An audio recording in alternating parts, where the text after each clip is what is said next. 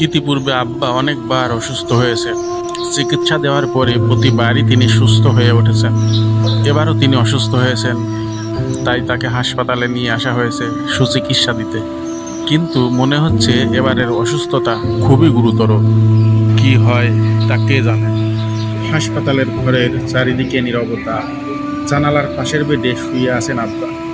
ডাক্তাররা বলেছেন সময় বেশি নেই। তার কঙ্কালসার হাত ধরে দাঁড়িয়ে আছি আমি। চোখের জল থামানোর চেষ্টা করছি, কিন্তু ব্যর্থ। আব্বা আমার দিকে তাকিয়ে হালকা হাসলেন। কেমন আছিস বাবা? তিনি জিজ্ঞেস করলেন। তার কণ্ঠে ক্লান্তি স্পষ্ট, তবু তাতে অদ্ভুত এক শান্তি। আমি কিছু বলতে পারলাম না, ভাষা হারিয়ে ফেলেছি। তখনই তিনি ফিসফিস করে বললেন, তুই জানিস আমি তোকে নিয়ে কত গর্ব করি। তুই সবসময় আমার মুখ উজ্জ্বল করেছিস, জীবনের প্রতিটা মুহূর্তকে তুই মূল্য দিস। তার কথা শুনে আমি হেসে ফেললাম, কিন্তু চোখ দিয়ে জল করতে লাগলো। আমি গলার কাঁপুনিকে সামলে বললাম, আব্বা, আপনি আমার হিরো। তিনি ধীরে ধীরে চোখ বন্ধ করলেন, যেন ক্লান্তি কাটিয়ে বিশ্রামে যেতে চান।